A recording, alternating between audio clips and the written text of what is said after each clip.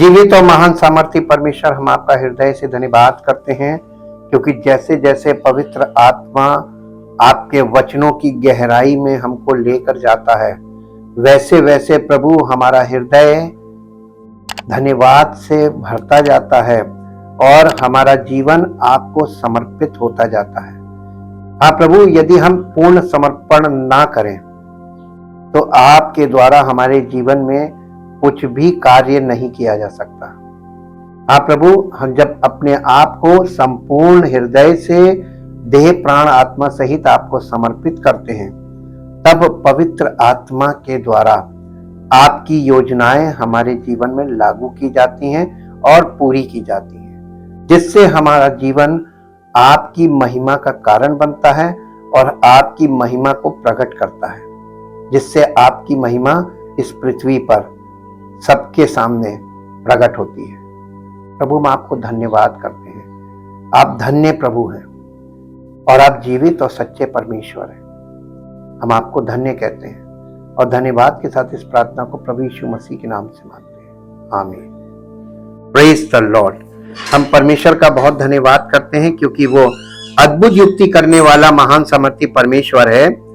आज अभी तक हम लोगों ने लेवी व्यवस्था में 5 प्रकार की बलियों के विषय में हम लोगों ने अध्ययन किया था, और उन बलियों के बारे में जो मूसा के तंबू में रिचुअल्स के तौर पर लगातार चढ़ाए जाने वाले बलिदान थे।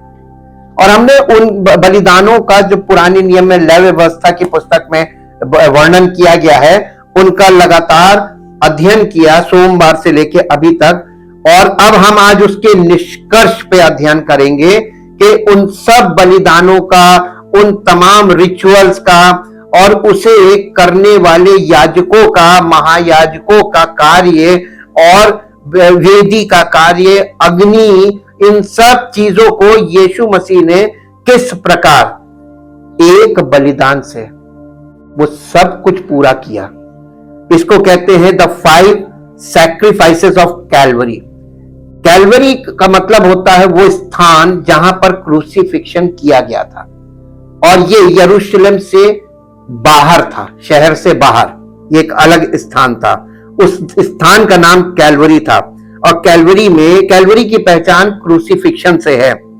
और इसलिए आज हम देखेंगे कि प्रभु यीशु मसीह ने किस प्रकार इस कार्य को पूरा किया। अक्सर आपने देखा होगा कि यीशु मसीह ने जब प्राण त्यागा था क्रूस पर, तो उसने एक शब्द बोला था, और वो शब्द था पूरा हुआ। पूरा हुआ का अर्थ किसी को नहीं मालूम। सब लोग अपने अपने विचार उसमें लगाते हैं, अपने अपने विचारधारा से कोई कुछ कहता है, कोई कुछ कहता है, ये पूरा हुआ, वो पूरा हुआ। एक्चुअल में वो क्या पूरा हुआ था, वो आज हम देखेंगे, जो परमेश्वर के इतने लंबे अध्ययन से हमको पता चलता है कि यीशु मसीह ने क्या पूरा किया था।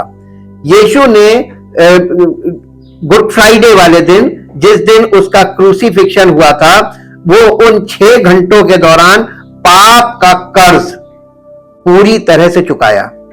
हम पर ऐसा कर्ज था जिसे हम चुका नहीं सकते थे। उसने वो कर्ज चुकाया जो उसे देना नहीं था, सर्वोच्च बलिदान के रूप में। ये मनुष्य के पापों के लिए सर्वदा के लिए एक ही बलिदान चढ़ाकर परमेश्वर के दाहिने जा बैठ गया। यीशु ने व्यवस्था को पूरा किया। वो कौन सी व्यवस्था थी जिसको पूरा किया? लेवी व्यवस्था में जो मूसा की व्यवस्था की विधियां थी, उसको उसने पूरा किया, जिसने उसके सभी प्रकार की जो शैडोज हैं, यानी छाया, वो शामिल थी, जिसको हम लोग नए नियम में देखते हैं। इब्रानियों की पत्री उसका 8 अध्याय, इब्रानियों की पत्री उसका 8 अध्याय और उसका 5 पद पढ़ दीजिए, जहां इस प्रकार से लिखा हुआ है, इब्रानियों की पत्री। वे कौन? इजरायली लोग मूसा के तंबू में स्वर्ग में की वस्तुओं के प्रतिरूप और प्रतिबिंब की सेवा करते थे और करते हैं आज भी बहुत से लोग। जैसे जब मूसा तंबू बनाने पर था, जैसे जब मूसा तंबू बनाने पर था तो उसे ये चेतावनी मिली, तो उसे ये चेतावनी मिली थी, देख जो नमूना तुझे पहाड़ पर दिखाया गया, जो नमूना तुझे पहाड़ पर दिखाया गया था उसके अनुसार सब कुछ बनाना। उसी के अनुसार सब कुछ बनाना। इब्रानियों की पत्री 9 अध्याय और 9, 10, 11 3 पद पढ़ दीजिए। इब्रानियों की पत्री 9 अध्याय उसका 9, 10, 11। ये तंबू यानी मूसा का तंबू वर्तमान समय के लिए वाकई में आज वर्तमान समय में जो भी रिलीजियस सिस्टम इस पृथ्वी पर चल रहा है, चाहे वो कोई सा भी कंट्री हो और चाहे वो कोई सी भी जाति के लोग हो, रिलीजियस सिस्टम तो चल रहा है ना। धार्मिक गतिविधियां जिसको बोलते हैं वो चल रही है ना, वो सब मूसा के तंबू है, वो चल रहा है जिसमें ऐसी भेंट और बलिदान चढ़ाए जाते हैं जिनसे वो आराधना करने वालों के विवेक सिद्ध नहीं हो सकते। सिद्ध का मतलब आप कभी भी प्रभु तक नहीं पहुंच सकते उन सारे सिस्टम के द्वारा जो आज लोग लेके खड़े हैं, चाहे वो कोई सा भी हो जी, क्योंकि वे केवल खाने पीने की वस्तुओं और भांति भांति की स्नान विधि के आधार पर शारीरिक नियम है।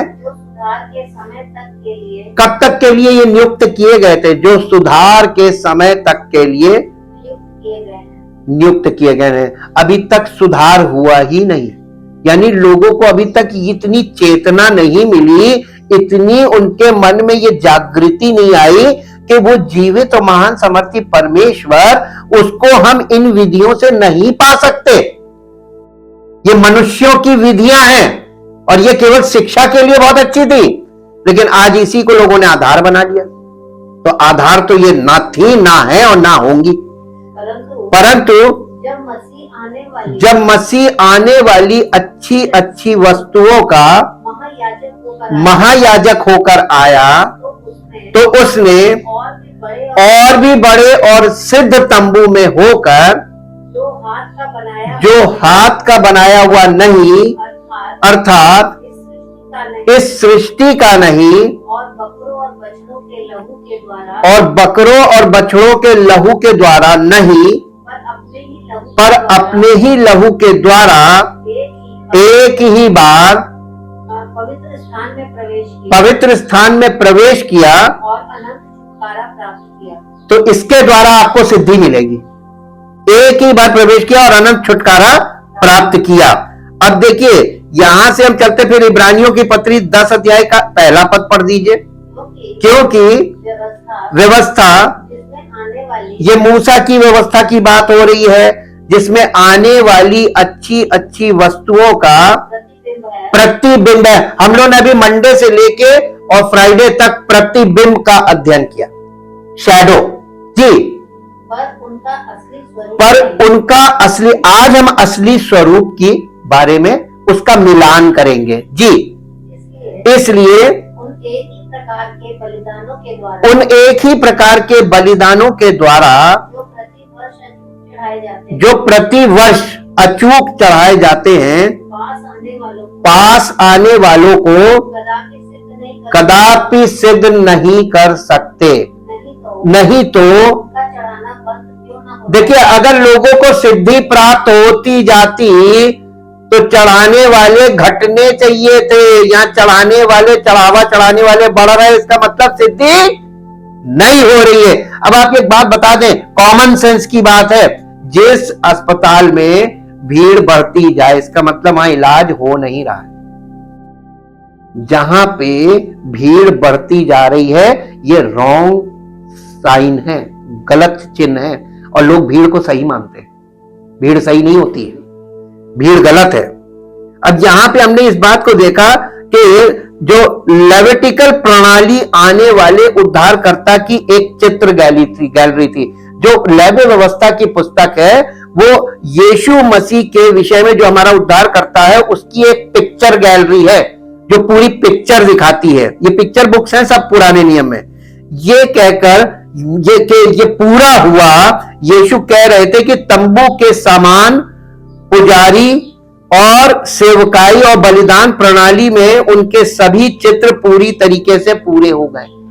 उसमें प्रीस्टहुड भी पूरा हो गया, उसमें वो ऑल्टर्स भी पूरे हो गए, उसमें उसने बलिदान से लेकर वो तंबू में जो कुछ चल रहा था, उसके चलने के पीछे जो कुछ कार्य कर रहा था, वो सारी चीजें, पूरी प्रणाली को उसने पूरा कर दिया एक बलिदान से। कितनी अद्भुत बात है। इनमें से हम बलिदानों पर ध्यान केंद्रित करते हैं। यीशु महायाजक और बलिदानी दोनों थे। महायाजक भी वही थे और वह उनका शरीर बलिदान के लिए था। मूसा की व्यवस्था के तहत 5 प्राथमिक भेंटों, जिसे लेविटिकल ऑफरिंग्स कहते हैं, उसमें अध्याय 1 से 7 तक में यह समझाया गया है और इब्रानियों की पुस्तक के संबंध में इसका अध्ययन किया जाना चाहिए। यानी जब आप लेवी व्यवस्था की पुस्तक को पढ़ें तो उसके साथ साथ इब्रानियों की पुस्तक से कंपेयर करें, तब आपको यह क्लियर हो जाएगा। ये और इब्रानियों की पुस्तक के संबंध में इसका अध्ययन किया जाना चाहिए। प्रत्येक क्रूस पर यीशु की एक अलग मुद्रा है। वहां 5 बलिदान जो हैं वो क्रूस पर यीशु मसीह की 5 मुद्राओं को दिखाते हैं। होम बलि, सबसे पहली बलि कौन सी होती थी? होम बलि। होम बलि क्या है? Burnt offering represents the surrender of Christ for the world. यानी यीशु मसीह का संसार के लिए अपने आप को बलिदान होने के लिए समर्पण, वो होम बलि में दिखाया गया। होम बलि में पूर्ण समर्पण हो गया, कंप्लीट सरेंडर, और ये मसीह ने अपना कर दिया। फिर दूसरा है पीस ऑफरिंग, जिसको कहते हैं मेल बलि। मेल बलि का मतलब होता है सेरेनिटी, यानी शांति, मेल स्थापित करने के लिए। Serenity of Christ in life, यानी लोगों का जिंदगियों में आपस में मेल मिलाप हो मसीह के बलिदान के द्वारा। जब लोग आपस में एक दूसरे से अलग अलग बाउंड्री बनाने लगे, आपस में झगड़े करने लगे, खासतौर से सब आपस में, एक परिवार में 5 लोग हैं तो 5 की अलग अलग बाउंड्री है, 5 की अलग अलग दृष्टिकोण है, 5 का अलग अलग है। लेकिन नहीं, परिवार का मतलब परमेश्वर कहता है एक मुखिया हो और सब परिवार संगठित हो। संगठित को परिवार कहते हैं। आपस में अलग अलग 5 लोग हैं, 5 अलग अलग, ये परिवार नहीं है, ये विघटित परिवार है। आज के परिवार कैसे हैं? संगठित के विघटित।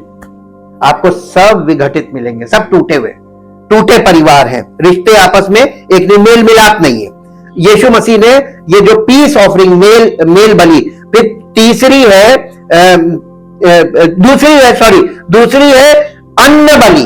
अन्न बलि दिखाता है सेवा को, कि उसने सेवा का मतलब कोई आपके घर आता है तो आप उसको भोजन कराते हैं, ये सेवा है।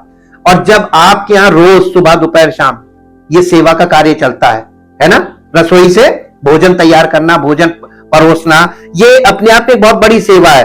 तो प्रभु यीशु मसीह ने अपना जीवन सेवा में समर्पित किया। अन्न बलि इस बात को दिखाता है। फिर है मेल बलि, जो मेल मिलाप के लिए उसने अपना जीवन समर्पित कर दिया। चौथा है सिन ऑफरिंग, पाप बलि। पाप बलि में हम हमारे लिए, हमारे पापों के लिए यीशु मसीह सब्स्टिट्यूट बनकर आया, एवजी, कि हमारे पापों के कारण वो बलिदान हुआ और उसने कोई पाप नहीं किया था। तो ये सब्स्टिट्यूट को दिखाता है कि यीशु मसीह हमारा पापों का एवजी बना, सब्स्टिट्यूट। और फिर 5वां है गिल्ट ऑफरिंग, जिसे कहते हैं सैटिस्फैक्शन। गिल्ट ऑफरिंग को बोलेंगे, गिल्ट ऑफरिंग को ट्रेसपास ऑफरिंग भी बोलते हैं। यानी हमारे विवेक का दोष दूर करने के लिए, जो हमारे विवेक में गिल्ट होता है ना, अंदर हमारे विवेक में दोष भावना है, उस दोष भावना को जब वो परमेश्वर के सामर्थ के द्वारा वो दूर हो जाती है, तो हमारे अंदर इत्मीनान आ जाता है कि नहीं, ये व्यक्ति बिल्कुल सही है, यानी संतुष्टि आना। यीशु मसीह के द्वारा हमें परमेश्वर की उपस्थिति में प्रवेश करने के लिए संतुष्टि है कि वो हमें प्रवेश कराएगा। इसी को कहा जाता है कि सिद्ध होना। मसीह ने जो बलिदान दिए, वो 5 बलियों को जो वहां पर थी उसको उसने पूर्ण कर दिया। सबसे पहला है होम बलि, जो सरेंडर को दिखाता है। यह बलिदान ईश्वर की पूर्णता पर केंद्रित था और ईश्वर के प्रति आराधना, भक्ति, प्रतिबद्धता और पूर्ण समर्पण व्यक्त करता था। और इसमें जो विधि वहां पर दी गई थी बैल को लेकर उसको मारना था, जानवर की मृत्यु मसीह की मृत्यु को दर्शाती है। वहां पे लेवी व्यवस्था में जो जानवर की मृत्यु आप देख रहे हैं वो ये वहां पे यीशु मसीह की मृत्यु को देखिए। मसीह हमारे लिए यही किया उसने। रक्तपात प्रायश्चित को इंगित करता है और उठता हुआ धुआं, जब उसको जलाया जाता था तो उठता हुआ धुआं पुनरुत्थान को दर्शाता है। होम बलि को कभी कभी आरोही भेंट कहा जाता है क्योंकि होम बलि शब्द का अनुवाद ओला है और इसका अर्थ है वो जो ऊपर की ओर चढ़ता है। ये असेंडिंग ऑफरिंग भी इंग्लिश में बोलते हैं। ये पुनरुत्थान को भी दिखाता है कि जिसने हमारे लिए बलि हुआ उसका पुनरुत्थान भी हो गया और वो स्वर्ग में उठा लिया गया। और ये जिसमें होम बलि पशु में जितनी भी योग्यताएं वहां पर मांगी गई हैं वो सारी योग्यताएं यीशु मसीह में पूरी पाई जाती है विद वर्सेस।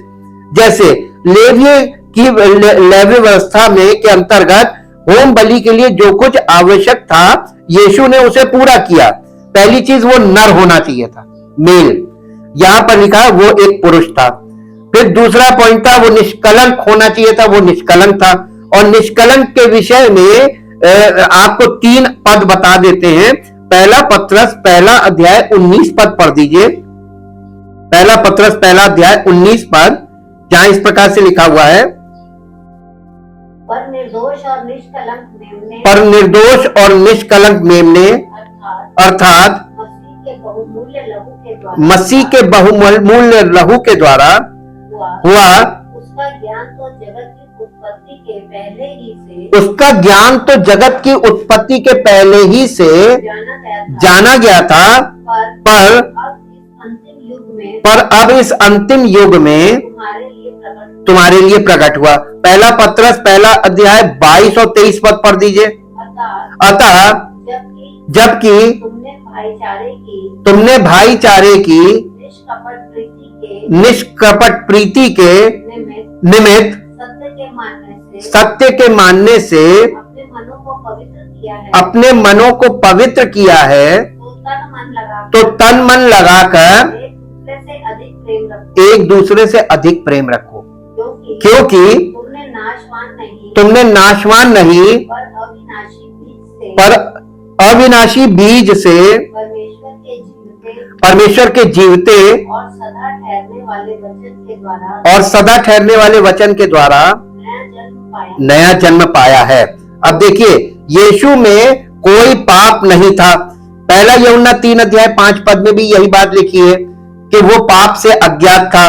यीशु में कोई पाप नहीं था, वो पाप जानता भी नहीं था। दूसरा कुरिन्थियों 5 अध्याय का 21 पद बताता है उसने कोई पाप नहीं किया। पहला पत्रस 2 अध्याय 22 पद बताता है वो निर्दोष था। इब्रानियों 4 अध्याय 15 पद बताता है उसने स्वयं को स्वेच्छा से प्रस्तुत किया। लेवी व्यवस्था में इसकी मांग थी और उसने अपने आप को दिया। यूहन्ना रचित सुसमाचार 10 अध्याय का 18 पद बताता है उसने अपने आप को सब पापियों के बदले में अपने आप को दे दिया, जैसे पशु को खरीद कर आराधना करने वाला अपने पापों के स्थान पर उसको बलिदान होने के लिए याजक को सौंपता था। इसलिए और अपना हाथ होम बलि के सिर पर रखता था कि उसके लिए प्रायश्चित ग्रहण किया जाए। इसी प्रकार से प्रभु यीशु मसीह ने हमारे पापों को अपने ऊपर ले लिया। वो उसके सिर पर, जैसा कि शब्द का अर्थ है, उसके सर पर पाप को लाद दिया गया था। मानो कह रहा हो मैं इस बेदाग शिकार को अपना विकल्प मानता हूं, मैं इस बेदाग शिकार को अपना विकल्प मानता हूं, मैं अपना पूरा भार इसकी योग्यता पर रखता हूं। यीशु की मृत्यु एक यानी एवजी के तौर पर हम थी और हम उस पर निर्भर हैं। उसके द्वारा हमें क्षमा मिली। तो हमारा बलि पशु वो है और हमारा महायाजक भी वही है। वो प्रभु के सामने मरा, यानी जैसे वहां वो जो पशु था वो परमेश्वर की उपस्थिति में वहां पे बाहर आंगन में मरता था, वैसे ही वो भी प्रभु की उपस्थिति में मरा। मृत्यु से कम कुछ भी वेदी के दावों को पूरा नहीं कर सकता था। मूसा की व्यवस्था के तहत बलि चढ़ाने वाले ने जानवर को, पशु को मार डाला, पक्षियों को छोड़कर, और पुजारी ने खून को एक तसले में रखा और वेदी के किनारे पर छिड़क दिया। जानवर के टुकड़े किए गए और उसके अंग धोए गए। फिर सब कुछ यानी उसकी त्वचा को छोड़कर, स्किन को छोड़कर, लकड़ी पर क्रम से रखा गया और जला दिया गया। वेदी पर लेन देन यानी जिसके लिए वो बलिदान चढ़ाया जा रहा है, उसके विवेक और उसके राष्ट्र और यहां तक कि उसके और याजक के बीच नहीं था। विवेक, प्रस्तावक और राष्ट्र, यहां तक कि प्रस्तावक और पुजारी के बीच नहीं था। ये प्रस्तावकर्ता और परमेश्वर के बीच था। आज उस समय की तरह पाप की मजदूरी मृत्यु है, जैसा कि रोमियो 3 अध्याय के 23 पद में लिखा है। मसीह हमारे पापों के लिए मर गया। पहला कुरिन्थियों 15 अध्याय 3 पद। वो प्रभु के सामने मर गया। उसने क्रूस से 3 बार परमेश्वर को संबोधित किया। उन्हें वेदी के सम्मान में उत्तर की ओर मारा गया था। भेड़ या बकरी के मामले में जानवर को प्रभु के सामने उत्तर की ओर मरना पड़ता था। इसका अर्थ वेदी के उत्तर की ओर है। तो यीशु मसीह का क्रूसिफिक्शन उत्तर दिशा में हुआ था, उसके बाहर, यरूशलेम के बाहर। हालांकि यह संभवतः केवल सुविधा का मामला था, क्योंकि वेदी के उस तरफ अधिक जगह थी। यह दिलचस्प है कि यीशु के क्रूस पर चढ़ने का स्थान गार्डन ऑफ कैलवरी यरूशलेम शहर और उसकी वेदी वाले मंदिर के उत्तर में था। यह संयोग की बात थी, लेकिन यह था वैसे ही। उसने अपना लहू वेदी पर छिड़क दिया। यीशु पूरी तरह भस्म हो गए, यानी बर्न्ट ऑफ। होम बलि का प्राथमिक बिंदु यह है कि यह पूरी तरह से भस्म हो जाती थी। अन्य बलिदानों की तरह उपासक को कोई भी हिस्सा वापस नहीं दिया जाता था, इसलिए इसे कभी कभी संपूर्ण होम बलि कहा जाता है। जबकि यीशु का शरीर क्रूस पर नहीं जलाया गया था, उसने इस प्रकार को पूरा किया क्योंकि वो पीड़ा में पूरी तरह भस्म हो गया था। उन्होंने हमारे लिए सिर्फ एक आंख या एक अंग ही नहीं दिया, उसने सिर्फ कोड़े नहीं मारे, उसे सिर्फ कोड़े नहीं मारे गए या ताज या कील नहीं झेली, उसने अपना सब कुछ दे दिया। अपनी पीठ मारने वालों को, अपने गाल बाल नोचने वालों को, अपना चेहरा लज्जा और थूकने वालों को, अपने हाथ और पैर कीलों को, अपनी बगल भाले को, अपना थप्पड़ों का सामना करना, अपना चेहरा थप्पड़ों का सामना करना, उसकी भौं को कांटों का सामना करना, उसके कानों को अपने दुश्मनों के क्रूर मजाक का सामना करना, उसका दिल अपने पिता के त्याग को सहना, यानी टोटल सरेंडर कर दिया था। और ये सब चीजें ये जलने के बराबर है, भस्म हो गया, ये सब चीजों को झेल लिया। यीशु चाहते हैं कि हम अपने आप को इस जली हुई भेंट के रूप में उन्हें पूरी तरीके से समर्पित कर दें। होम बलि से ईश्वर के प्रति प्रतिबद्धता व्यक्त की गई ऐसी संस्कृति में जहां पशुधन ही किसी की आजीविका थी। इजराइल के राष्ट्र में पशुधन उस समय जानवरों का यही धन था और इसी के आधार पर उनकी जीविका चलती थी।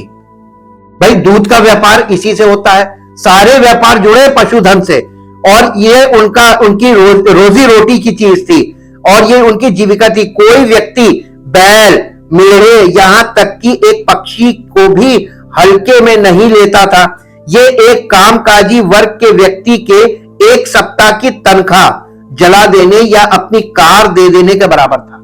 एक पशु खरीद कर देना, अपनी कार किसी को ऐसी दे देना, इसके समानता, ये इक्वालिटी दिखाई है कि कितना कीमती बलिदान हुआ करता था।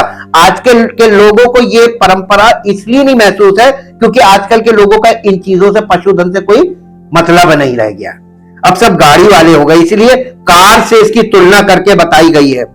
और यहां पर यह दिखाया जाता है कि कोई व्यक्ति उस जमाने में इन बातों को हल्के में नहीं लेता था, और या अपनी कार को किसी को दे देने के बराबर था, या ये एक कामकाजी वर्ग के व्यक्ति के 1 सप्ताह की तनख्वाह जला देने के लिए दे देना, आपकी 1 हफ्ते की तनख्वाह जलाने के लिए दे देना।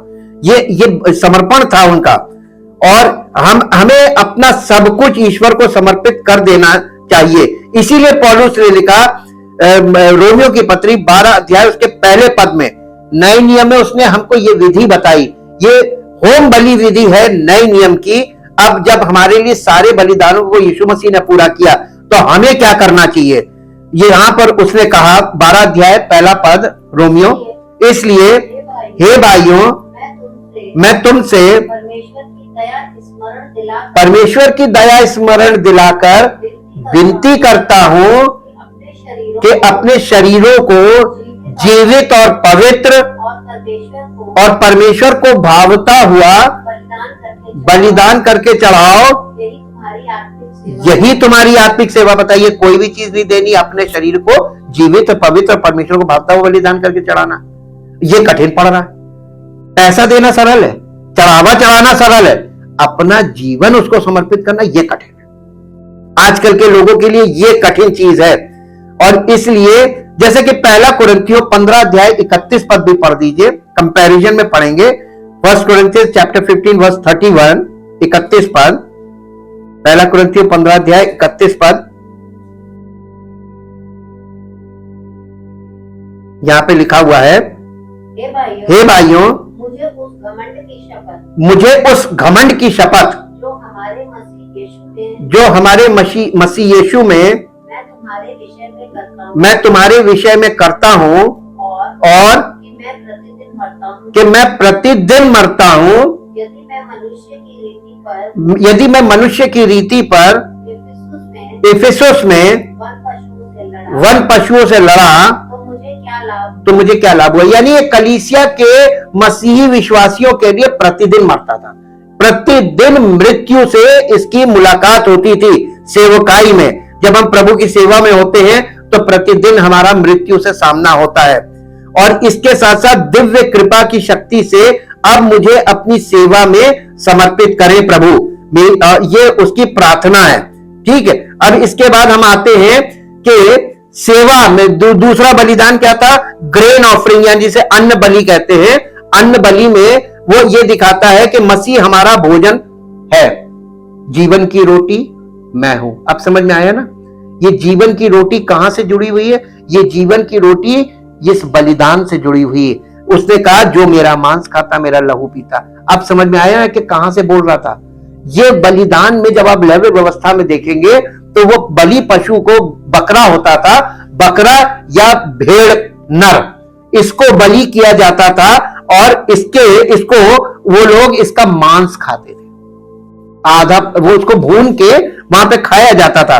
और इसमें पका हुआ अन्न का खाना भी होता था, अन्न भी चढ़ाया जाता था। जैसे मसीह हमारा भोजन है, इसके लिए ये इस विधि में था। भोजन का बलिदान वेदी पर 5 रूपों में से एक में प्रस्तुत किया जाता था। बढ़िया आटा जिसे मैदा कहते हैं, मैदा, अवन में पके हुए केक, पैन में पके हुए केक, फ्राइंग पैन में पके हुए केक, या नए अनाज के कुचले हुए भुने हुए सिर या केक हमारे आधुनिक बेक्ड पाई या पिज्जा आटा के समान होंगे। और याजक ने इसका एक भाग परमेश्वर को अर्पित कर दिया और शेष अपने उपयोग के लिए रख लिया। केवल याजक के परिवार के पुरुष ही इसे खा सकते थे और उन्हें ये तंबू के पवित्र स्थान में खाना होता था। तो याजक लोग इस भोजन को खाते थे, जो चढ़ाया जाता था, परमेश्वर को चढ़ाया और उसके बाद जो बचा वो याजक लोग खाते थे। और जिस प्रकार मसीह में, क्योंकि सब याजक माने जाते हैं आत्मिक जीवन में, तो मसीह में हम लोग उसके मसीह की देह को आपस में शेयर करते हैं। कैसे? वचन देहधारी हुआ। मसीह क्या है? वचन। तो हम जब वचन आपस में शेयर करते हैं या परमेश्वर के वचन को हम प्राप्त करते हैं उसकी उपस्थिति में आकर, ये मसीह की देह है और इसे हमें खाना है। और वचन को खाने का मतलब मालूम क्या है? भोजन को केवल खाते हैं कि पचाते भी हैं? और पचता है तभी तो शरीर में सेहत दिखती है ना। लोग कहते हैं कौन सी चक्की का खा रहे हो? कब कहते हैं? जिसकी सेहत भोजन से अच्छी होती है, सही भोजन। और जब भोजन सही नहीं होगा, सेहत अच्छी नहीं होगी, लोग कहेंगे कहां क्या हाल बना रखा है। आपकी स्पिरिचुअल लाइफ को लोग यही कहते हैं क्या हाल बना रखा है। मसीह में अगर कोई कह रहा मैं मसीह में हूं और उसकी स्पिरिचुअल सेहत खराब है, इसका मतलब वो वचन ले तो रहा है, हजम नहीं कर पा रहा है, पचा नहीं रहा है। परमेश्वर के वचन को हमें पचाना चाहिए। प्रेरितों काम 20 अध्याय उसका 32 पद पढ़ दीजिए। प्रेरितों काम 20 अध्याय 32 पद।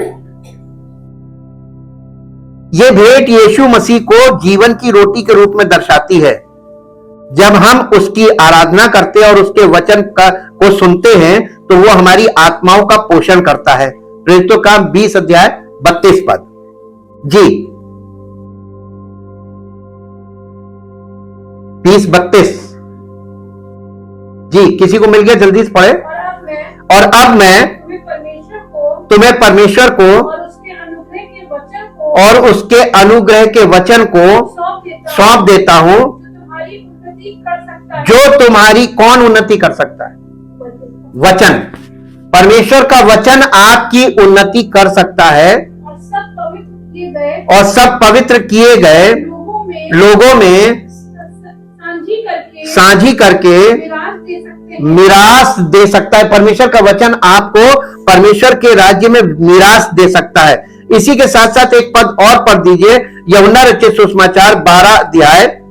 यहां पर यीशु मसीह ने क्रूस पर यीशु को मैदे नहीं, देखिए यहां पे ये लिखा है कि यीशु ने स्वयं की तुलना गेहूं के दाने से की, जिसे बेहतर रूप में फिर से जीवित होने से पहले मरना था। क्रूस पर यीशु को मैदे की तरह कुचला गया, कब्र पर गेहूं का दाना दफनाया गया। पुनरुत्थान की सुबह वो और अधिक गौरवशाली रूप में सामने प्रकट हुआ। यूहन्ना रचित सुसमाचार 22 अध्याय उसका 23, 24, 25 पद पढ़ दीजिए। 23, 24, 25 पद।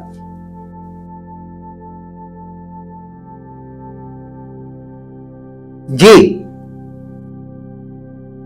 जिसको मिल गया यूहन्ना रचित सुसमाचार 12 अध्याय 23, 12 अध्याय 22, 23, 24, 23, 24, 25। इस पर यीशु ने उनसे कहा, वो समय आ गया है कि मनुष्य के पुत्र की महिमा हो। मैं तुमसे सच सच कहता हूं कि जब तक गेहूं का दाना भूमि में पड़कर मर नहीं जाता, वो अकेला रहता है, परंतु जब मर जाता है तो बहुत। आप गेहूं के एक दाने में जो पेड़ उगता है उसमें कितने दाने निकलते हैं, गणना नहीं कर पाएंगे, अनगिनत। ये यहां पर दिखाया गया। देखिए खेती बाड़ी वाले लोग थे उस जमाने में, शिक्षा कहां थी, तो इसी तरीके से प्रभु वचन के द्वारा उनसे बात करता था ताकि वो लोग समझ जाए। आजकल के पढ़े लिखे और टेक्निकल और आधुनिक युग में और गैजेट इस्तेमाल करने वाले युग में ये वचन कहां लोगों को समझ में आएगा?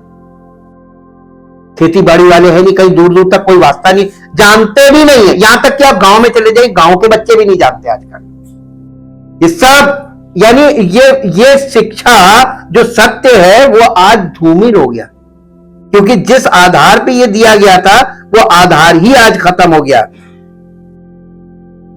देखिए इसमें फिर इसके बाद हम आते हैं कि ये भेंट यीशु मसीह को जीवन की रोटी के रूप में दर्शाती है। और ये कैसे?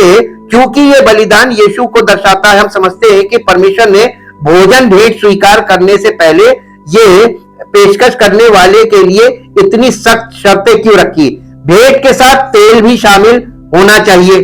तो इसमें जब भेंट लगाते थे, भेंट चढ़ाते तो उसमें तेल भी चढ़ाया जाता, तेल शामिल होना चाहिए।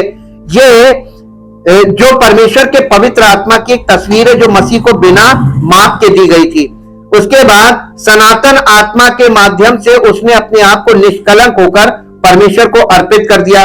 भेंट के लिए नमक की आवश्यकता होती है जो हमारे प्रभु के चरित्र की शुद्धता की बात करता है।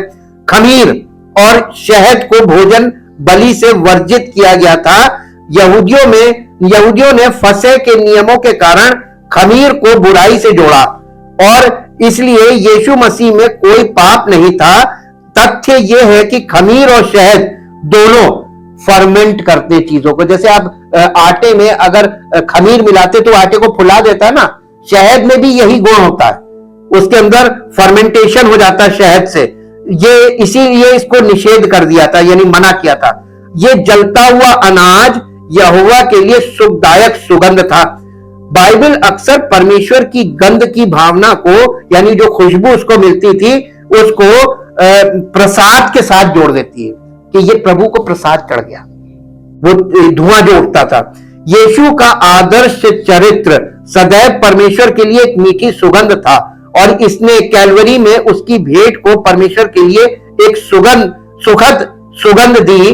पौलुस ने लिखा, प्रेम में चलो जैसे मसीह ने भी हमसे प्रेम किया और हमारे लिए अपने आप को सुखदायक सुगंध के लिए परमेश्वर के सामने भेंट और बलिदान करके दे दिया। इसी प्रकार से हमें भी समर्पित हो जाना चाहिए परमेश्वर के लिए। भोजन की पेशकश परमेश्वर की भलाई और प्रावधानों पर केंद्रित थी। ये पूजा का एक स्वैच्छिक कार्य था, किसी के श्रम के फल को आशीर्वाद देने के लिए धन्यवाद के रूप में पेश किया जाता था। ये दैनिक भक्ति का यज्ञ था। आवेदन में हमें पहले अपने संपूर्ण होम बलि के साथ परमेश्वर के पास आना चाहिए, उसके बाद हम अपने निरंतर भोजन प्रसाद के साथ उसके पास आते रहेंगे। इन कार्यों को पवित्र शास्त्र में परमेश्वर की गंध की भावना को प्रसन्न करने के रूप में दर्शाया गया है। पौलुस ने लिखा, क्योंकि हम परमेश्वर की दृष्टि में उद्धार वालों और नाश होने वालों के लिए मसीह की सुखदायक सुगंध है। अब इसके बाद आता है बलिदान दूसरा, और ये शांति बलिदान यानी पीस ऑफरिंग, जिसे हम मेल बलि भी कहते हैं। शांति भेंट में परोपकारी के रूप में ईश्वर और मेल मिलाप चाहने वाले मनुष्य पर ध्यान केंद्रित किया गया है। और यहां पर हम ये देखते हैं, जब यीशु का जन्म हुआ तो ये घोषणा की गई, सर्वोच्च में ईश्वर की महिमा और पृथ्वी पर शांति, मनुष्यों के प्रति सद्भावना। यीशु ने परमेश्वर और मनुष्य के बीच, यहूदी और अन्य जाति के बीच और मनुष्य और उसके विवेक के बीच शांति स्थापित की। कितनी तीन चीजों में शांति स्थापित की उसने। मसीह हमारी शांति है, उसने अपने क्रूस के लहू के द्वारा मेल कराया। कुलसियों की पत्री 1 अध्याय 20 पद घर में पढ़िएगा। शांति भेंट एक संगति भेंट थी, ये फेलोशिप ऑफरिंग भी इसको बोलते हैं, और इसका संबंध ईश्वर के साथ कम्युनिकेशन, संवाद से, उसके वचन को सुनने से था। इसके विपरीत पाप बलि और अपराध बलि परमेश्वर की ओर से शुद्धिकरण से संबंधित है। शांति भेंट को प्रायश्चित प्रदान करने के लिए डिजाइन किया गया था, और जिसने भेंट दी थी उसे बलिदान का मांस खाने की अनुमति दी गई थी। यह प्रायः खुशी के अवसर पर दिया जाता था। इसने क्षमा किए गए पापियों के रूप में हमारे लिए, हमारे रिश्ते के माध्यम से मसीहों को ईश्वर के साथ शांति और एकता की बहाली का पूर्वाभास दिया। पुराने उड़ाऊ की तरह हमें पिता द्वारा वापस स्वागत किया गया, उसकी मेज पर उसके साथ बैठाया गया और बहाल किया गया, जैसे कि हमने कभी पाप किया ही नहीं। जैसे उड़ाऊ पुत्र की कहानी में पिता ने उसको ग्रहण किया और उसको पुत्र का पूरा सम्मान दे दिया। फिर है इसके बाद तीसरी बलि कौन सी आती? गिल्ट ऑफरिंग, नहीं, सिन, पाप बलि। पाप बलि जो है, पाप बलि का अर्थ मसीह में क्या है? इस भेंट में हम पाप की स्वीकृति देखते हैं। पहली 3 भेंटों में मनुष्य एक उपासक के रूप में परमेश्वर के सामने आया, अंतिम 2 में मनुष्य एक पापी के रूप में परमेश्वर के सामने आता है। जानवरों का खून बहाना स्थायी रूप से पाप को दूर नहीं कर सकता, लेकिन परमेश्वर ने वादा किया था कि उपासक के पाप माफ कर दिए जाएंगे। उसने क्रूस पर यीशु मसीह के बलिदान के आधार पर ऐसा किया, जैसा कि इब्रानियों की पुस्तक के 10 अध्याय में 5 से 14 पद तक आप पढ़ के देख सकते हैं। ये बलिदान आंगन में पीतल की वेदी पर नहीं जलाए जाते थे, उन्हें छावनी के बाहर ले जाकर जला दिया जाता था। पीड़ित पर बलि चढ़ाने वाले के पाप का आरोप लगाया जाता और पापी की जगह जानवर की जान ले ली जाती थी। यीशु को पापी शरीर की समानता में बनाया गया था ताकि वो हमारे पापों का वाहक बन सके और हमारे पापों को शिविर के बाहर ले जा सके। आत्मा ने समझाया कि कैसे पुराने नियम का ये समारोह परमेश्वर की मुक्ति की सनातन योजना का एक पूर्वालोकन था जो वहां पर होता था, और ये आज हम लोगों के लिए वास्तविक रूप से पूर्ण हो चुका है। निर्गमन और लेविटिकस को पढ़ते समय ये विवरण महत्वहीन लग सकते हैं, हालांकि शिविर से पाप को बाहर निकालने का मामूली विवरण भी यीशु को यरूशलेम शहर के बाहर मरने से पहले दर्शाता है। मुख्य बात यह है कि यीशु ने हमारे अपराध को सहन किया।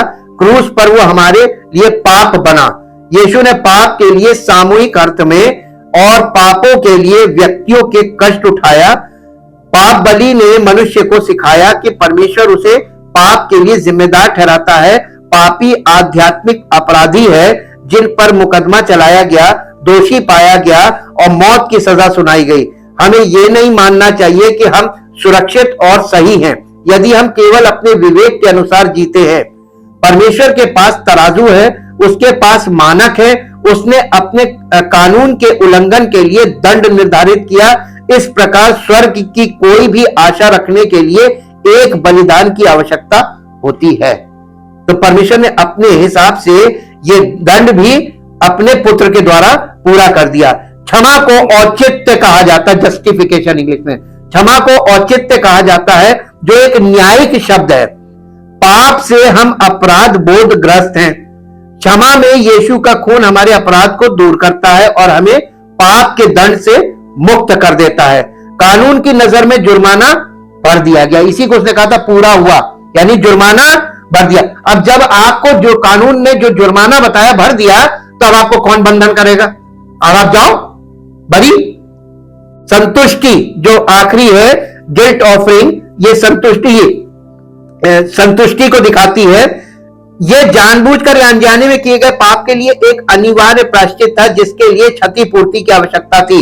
इसका उद्देश्य पापों की क्षमा और अशुद्धता से शुद्धिकरण के लिए था। इसके लिए एक मेढ़े या मेमने की बलि की आवश्यकता होती थी और पापों को, अन्यायी को मुआवजा देना होता था।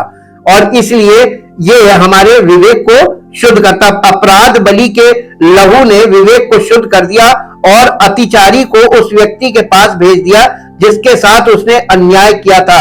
न केवल मूलधन के साथ बल्कि 5वें भाग के साथ जोड़ा गया। घायल करने वाले को माफ कर दिया गया और घायल को वास्तव में लाभ हुआ। बाइबल क्षमा के लिए छूट शब्द का उपयोग करती है, जो एक वित्तीय शब्द है। पाप के द्वारा मनुष्य परमेश्वर का ऋणी है। हम जितना भुगतान कर सकते हैं उससे कहीं अधिक हम उसके ऋणी हैं। क्षमा में यीशु ने हमारे पापों का कर्ज अपने ऊपर ले लिया और उसे चुका दिया। यीशु का खून पिछले पापों के अपराधों को माफ कर देता है और शून्य का संतुलन आगे बढ़ाता है। पुराने कानून की किताब में हर जगह मसीह, यानी जहां पर वो लेवी व्यवस्था है पशु की जगह, वहां मसीह लिखे। हर बलिदान के लिए, हर याजक के लिए, हर परिधान के लिए याजक के, और हर वहां पर जो फीस्ट मनाए जाते पर्व, हर पर्व के लिए मसीह वर्ड लिख दे। वो इस पुस्तक में सब कुछ और सब में है। यानी पूरी लेवी व्यवस्था मसीह से भरी हुई है, जो हमें नए नियम में मिलता है। ये हम पर कैसे लागू होगा? मसीह के 5 बलिदानों से लाभ पाने के लिए पापियों को सुसमाचार का पालन करना चाहिए।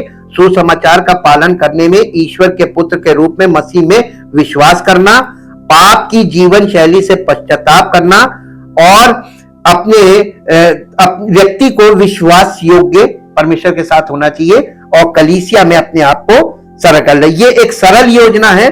महान चिकित्सक के पास आने के लिए किसी डॉक्टर की डिग्री की आवश्यकता नहीं होती।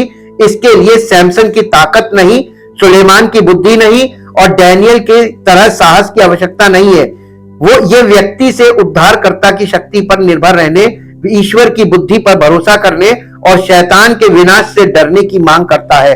आओ आज हम ऐसा ही करते हैं। परमपिता परमेश्वर, हम आपका हृदय से धन्यवाद करते हैं इस महान बलिदान के लिए और इस पूर्ण बलिदान के लिए, इस सर्वोत्तम बलिदान के लिए, जिसके द्वारा आपने हमारे लिए सब कुछ पूरा करके और हमें सुसमाचार के द्वारा न्योता दिया है, ताकि हम आपकी समक्ष आकर अपने आप को पूर्ण रूप से समर्पित करें और आपके साथ समर्पित रहें और आपके आभारी रहें और आपके साथ संबंध स्थापित करके कलीसिया में आपके अनुयायी बनकर उस उद्धार का आनंद प्राप्त करें और उद्धार से भरा जीवन आपकी महिमा के लिए हमारा जीवन समर्पित हो, ताकि हमारे जीवन से इस पृथ्वी पर आपकी महिमा प्रकट हो। सारी महिमा आपको मिले। इस प्रार्थना को प्रभु यीशु मसीह के नाम से मांगते हैं, आमीन। Praise the Lord.